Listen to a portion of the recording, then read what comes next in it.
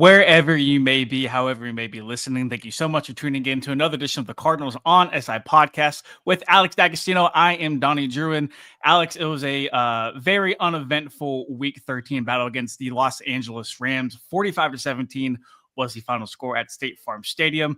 Before you get into the nitty-gritty, follow Alex on Twitter at AlexDagAZ. Follow me on Twitter at Donnie Druin. You can check out Alex's work at PHNX. And also for the Arizona Diamondbacks on SI site, you can find out our work at si.com/NFL/Cardinals, where you got a couple people in the chat. Shout out to John. Appreciate you rocking with us on this Monday afternoon.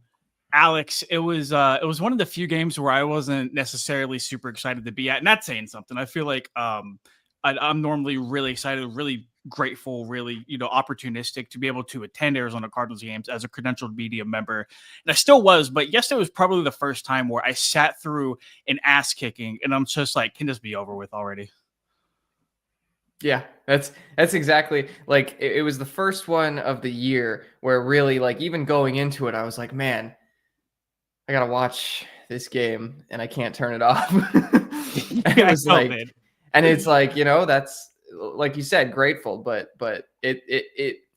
you felt bad about it going in, and it was a chore to watch and a chore to sit through the whole way. Yeah, I turned to your PHNX colleague, Bo Brock, big friend of this show. Shout out to him. I turned to him at the start of the fourth quarter. I'm like, can we do the rolling clock thing to where like high school's up like 50-0? That's just like, don't stop the clock for the fourth quarter. That would have been cool. I think the Cardinals would have probably appreciated that 45-17. Alex, it was a game where things started out fantastically. I mean, the first drive, they go down immediately and score. They go up 7-0. LA answers with a field goal of their own. And then they go up 10-7. Arizona levels it at 10-10. You're at least I'm sitting there thinking, okay, maybe this won't be a complete blowout. And then 35 unanswered points by the Los Angeles Rams happened. I think a lot of people might have expected a big Rams win. I don't think that was out of the realm of possibility at all. But I think more so just like the fashion and when it happened, especially after the first drive. And like I said, at least for me, I walked away from that going, okay, maybe the Cardinals, they're going to put up a fight. They just got out of playoff contention a week ago, officially mathematically eliminated. They're going to show up to the stadium today. They're going to fight for their guys. They're going to put it all on the line for Jonathan Gannon and for 3 drives, maybe including the final one of the fourth quarter. Sure. Other than that, just not anywhere close to the showing you would have wanted out of them. Yeah, honestly, watching that first drive, and it was awesome, but watching that first drive, my initial thought was that was too easy. Like, whenever you see, I feel like this happens with the Cardinals, maybe across the NFL, but I feel like I've seen this happen with the Cardinals before, where the very first drive of the game, especially against divisional opponents, against the Rams, the Seahawks, the Niners, they have this really successful first or second drive. Then they straight up don't even come close to reaching the end zone again. It happened against the Rams back in 2023. It happened against the Seahawks in 2024. Quick score. They're just knifing through the defense. And it's like, you kind of feel like, okay, that was too easy. The opposing coach is going to make an adjustment, and I don't trust the Cardinals to be able to adjust to that adjustment going forward. And that's exactly what happened.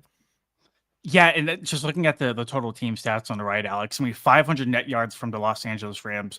I think they punted for the first time, with like 4:13 left in like the second or the third quarter. They faced it third down 8 times throughout the entire day. Matthew Stafford didn't play the entire fourth quarter practically. I think he played 1 drive in the fourth. Blake Corum had that crazy 48-yard touchdown. Then I think the Rams put in Jimmy Garoppolo after that. Yeah. Cardinals defense couldn't generate any turnovers. They couldn't stop the run. They obviously couldn't stop the pass. Puka Nacua, and like, to Puka's credit, man, like it felt like every catch was a highlight reel worthy catch. Yeah. It felt like every time he went up for the air, he's a playmaker. I mean, he mossed Will Johnson, which I don't think would have happened in any Cardinals fans' wildest dreams, whatever it came to that. But nonetheless, man, it's just, I think you really can't look at one facet of the ball, offense, defense, special teams, really kind of just point the finger when all three need a finger pointed at them. And I think we kind of usher closer and closer to the edge of the season. We start to begin those really tough and maybe realistic conversations of, which coordinators need to go, which pieces on the chessboard need to go in terms of players. Jonathan Gannon's job security is obviously a heavy topic in the desert right now. And this didn't do anybody any favors. I cannot think of one person who escaped from this 45-17 beatdown from LA as a massive winner from this. Maybe Michael Wilson, but Yeah, I was Michael Wilson. Yeah, we knew Michael Wilson That's it. can put up crazy numbers. We knew that. And then John in the chat, Puka's just a guy. That being said, his defense still did terrible outside of that. I would agree. I would agree. Puka is a guy. And it's funny because Jonathan Gannon, talking after the game, Alex, had mentioned that they put themselves in coverages and in different brackets to take away Puka Nacua. And the fact that Puka still had, 6 for 136 and a touchdown, it speaks to Sean McVay's ability to scheme people open. It speaks to Puka's ability to just make plays, because at the end of the day, that's what NFL games come down to.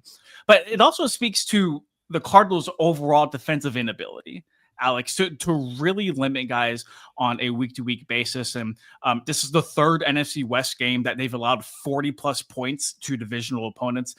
They're allowing somewhere, I think it's like 34.5 points per game over the last 5 games during their losing streak.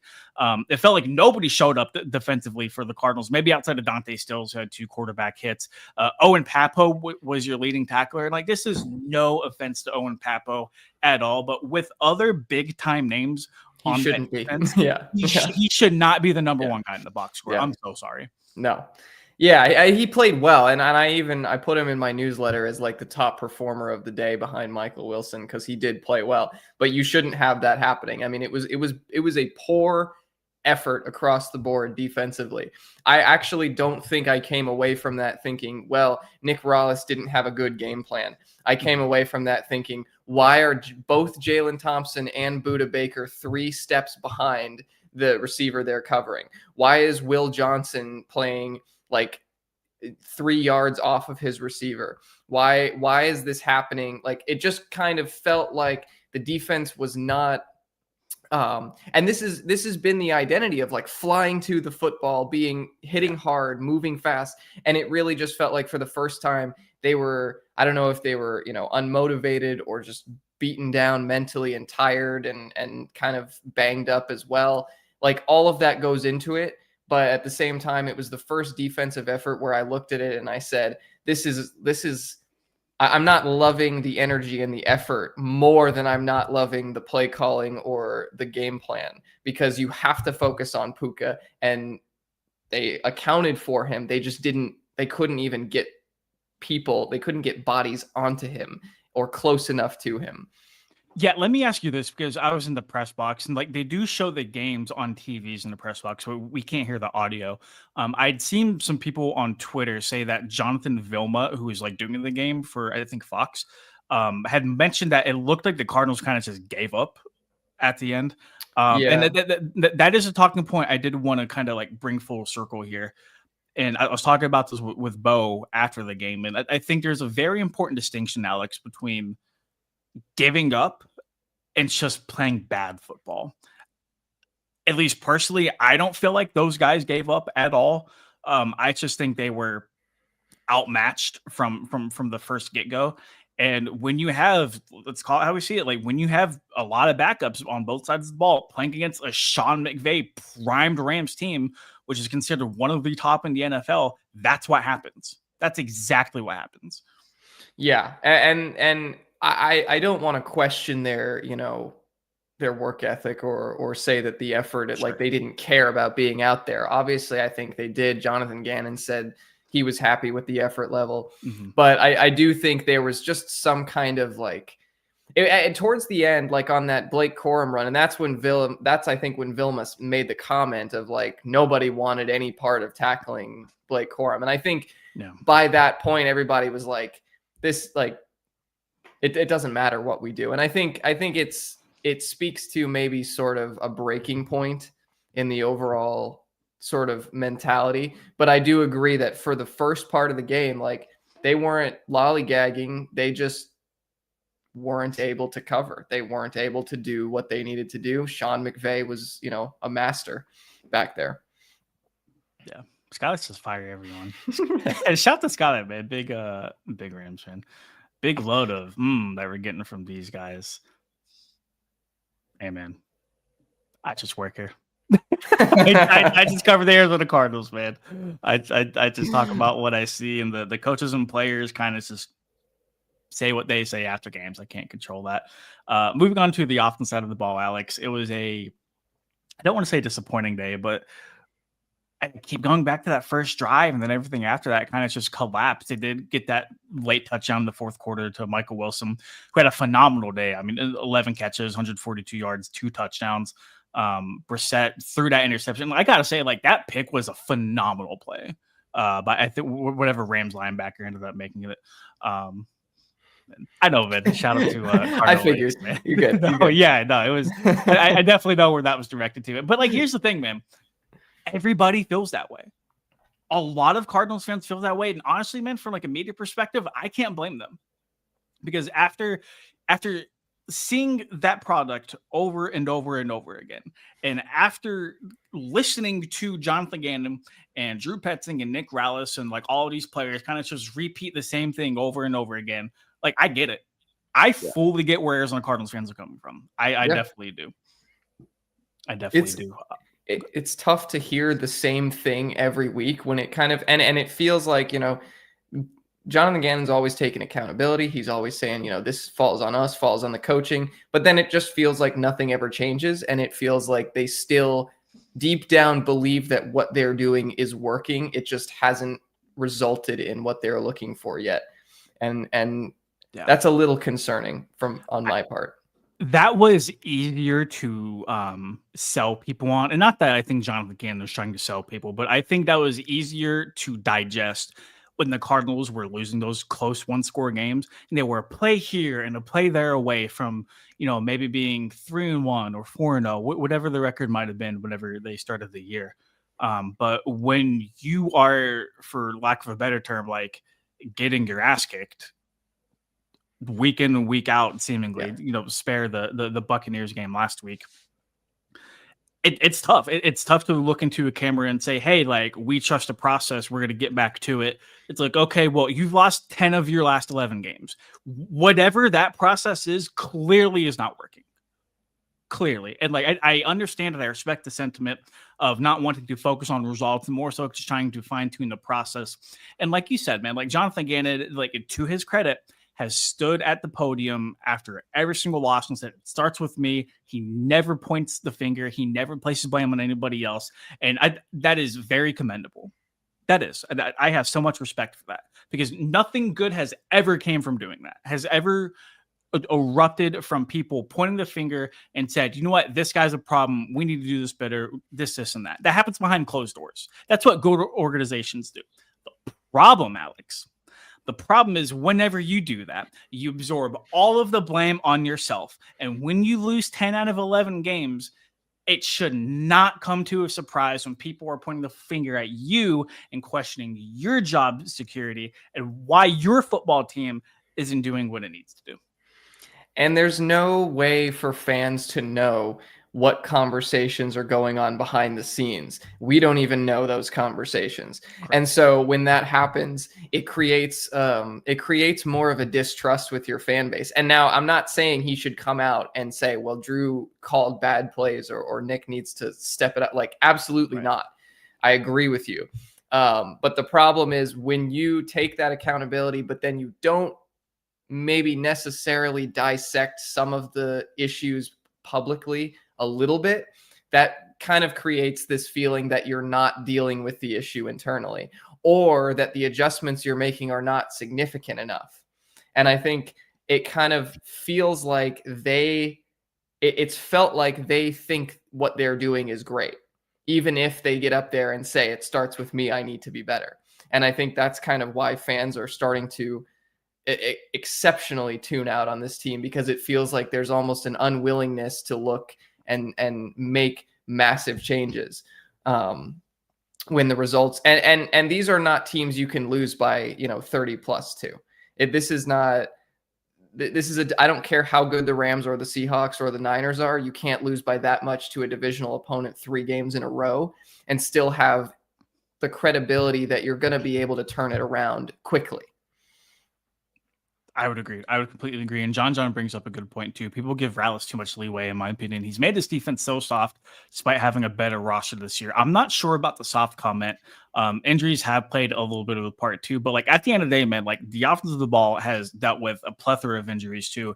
And if we are going to give Drew Petzing the treatment we are giving him, we got to reciprocate that to Nick Rallis. Nick Rallis has not really faced a ton of criticism, at least in my opinion, online for the lack of defensive wherewithal that they've had the last few weeks. I don't know if that's a product of Jonathan Gannon being defensive guy and having more of like an imprint on that side of the ball or not. But Nick Rallis' unit has not lived up to expectations. They went all in this offseason. They put in all the free agent resources, all the NFL draft resources into the defensive side of the ball.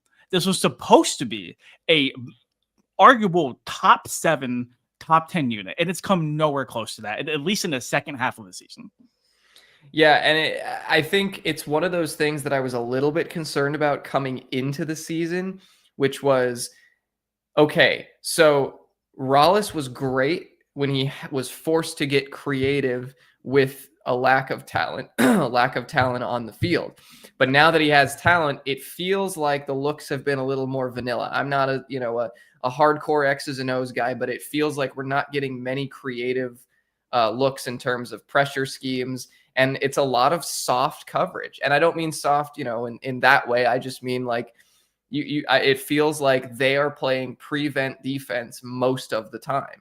And it's hard. It makes your players look bad. But I don't know where the line is between players missing their assignments and what Rallis is actually calling on the field. So I can't make a full judgment on that. Yeah, that's where the whole like judgment thing comes into this massive question is we don't know. We don't know where certain players are supposed to be. We don't know what the coverages are. We don't know if a shuffle or a motion changes things defensively, what they're supposed to do, because even the littlest things, even the littlest, tiniest things, we saw this in the Rams game where the offense shifts something like that can dictate a lot of what the defense does. A lot. Like the NFL is such a complicated and nuanced game, especially on that side of the ball. But like you said, under Rallis, and John highlighted this earlier in the chat, Rallis has got it done with less. Yeah. Like he made it work with a less talented roster. So whenever they invested everything that they did, you get excited. You're like, okay, like now we're cooking. Now the chef who is able to make a 5-star meal with SpaghettiOs has actual food to work with now. And it's gone back to SpaghettiOs. And I don't know what it is. And I think you brought up a good point where it's not playing like prevent defense, but like the Cardinals defensive mindset is like bend but don't break. We'll give you the 4 and 5 yard play, sure, but like you're not going to beat us over the top. Like you are going to have to drive like 7 or 8 yards, 7 or 8 plays down the field to put yourself in scoring position. And that's okay. But in 2025, if your opponent gets down to like the 15-yard line, they have like 8+ plays to get in the end zone. Nobody is kicking it on 4th and 6, on 4th and 5. Like you can't bend but not break unless you are getting an impact play to halt the drive at some point. And so I think there needs to maybe be a little bit more aggression in the middle of the field or in plus territory before you get to that point where it's okay, because they're going to get to 4th down, they're going to go for it, and they're going to get it on the 4th try, or there's a penalty and they get 6 tries. Like it's just it doesn't work that way in this era of football, which I think is so odd because that was what I felt was Rallis's strength in the past, was staying aggressive without giving up the big plays. 100%. I think you look at the like blitz and the pressure rates, and the Cardinals rank like towards the bottom half of the league whenever it comes to that. It's just so not wild to me. But I feel like whenever Rallis does decide to like put his foot on the gas and really get aggressive with his play calling defensively, good things happen. Like I remember that was it the Titans game? No, the Panthers game. The Panthers game, that first half, dude, whenever they sent everything in the kitchen sink to Bryce Young, that is exactly what I'm talking about. Whenever I say like Rallis just needs to be more aggressive, he doesn't. And need we to haven't be Todd seen Bowles. A play like that since. Right, he doesn't need to be Todd Bowles. Doesn't have to be Brian Flores. showing cover zero and dropping into Tampa 2. Like, I'm not saying it needs to be this like evil mad scientist, but like we've seen what that defense can look like. And that's probably the most disappointing part of all of this is we know that unit can be a top unit, but like it's just a slew in a mix of like injuries, play calling, like lack of aggressiveness, and just like everything else is boiled down into just this defense is not what we thought it would be.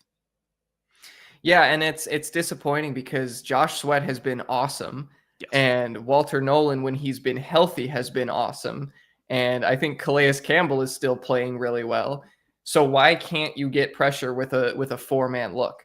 Why can't you just win your individual reps? I mean, Matthew Stafford, I read a stat. Matthew Stafford was pressured like 5 times on 31 dropbacks or something. Yesterday it was something like that, and I can't remember who posted it. But it like that just shouldn't be you shouldn't be forced to blitz to get pressure with the defensive front that you have right now. Yeah. And that was the whole point of adding that talent. And it's just not resulting in, Gannon says he doesn't care about sacks. He cares about affecting the quarterback, and they're not affecting the quarterback or getting sacks. They've taken a step back.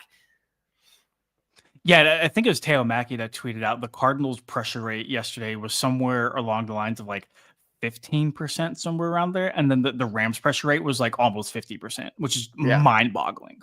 And like, I know the Cardinals' offensive line, like they've dealt with injuries too, don't get me wrong. And like after Clayton Adams left, that clearly is not the same offensive line or just offense in general. But you saw 2 way different coaching staffs and philosophies duke it out on Sunday, and it was very clear to tell which one had the upper hand. Yeah, just completely outclassed by the opposing coaching staff for the 5th time in the division. Yep, they've now lost the last 4 out of 5 to the Rams. Their own 5 against the division this year, and like I said, they've allowed 40 burgers to all 3 NFC West opponents, San Francisco, Seattle, and now Los Angeles. And the good news is you get to play them one more time in LA to end the 2025 season. So that's cool. Can't wait. Also, I agree with what John's saying in the chat about Budda Baker. I was just about to bring that up. Yeah, because I feel like yesterday I was like, wow, I'm seeing Budda getting toasted in coverage, and I'm like, and people are all upset with him on Twitter and they're complaining about him, and I get that. But I think it's because like that shouldn't be his role. He shouldn't be his job shouldn't be cover Puka Nacua. His job should be a menace somewhere in the middle of the front field. 7. Yeah, blitz him on occasion. So I agree with that. Yeah, it's been a weird year for Budda, hasn't it? Especially I feel like since like Rabbit's been dealing with some injuries, that's really kind of thrown a lot of that like dime look, that 3 safety look they like to use. That's kind of thrown it off balance a little bit, I feel like. Yeah, I think that's actually a bigger loss than we might have thought, because that was the deal with Rabbit was, he can cover pretty well, and he also has kind of that mini Budda look to him in terms of hitting hard and flying to the ball. And unfortunately, I feel like I'm seeing Jalen Thompson getting cooked in coverage too much, and he was the more proficient coverage safety on the roster before. Yeah, after Rabbit's rookie year last year, you kind of got the feeling that, maybe he can replace Jalen Thompson because Thompson's contract is up at the end of the year. And Rabbit, I feel like, has only gotten better before the injury. And to me, all signs are kind of pointing to Jalen Thompson not coming back to the organization. It is what it is, man. Caleb Downs at number 8, maybe. We'll see.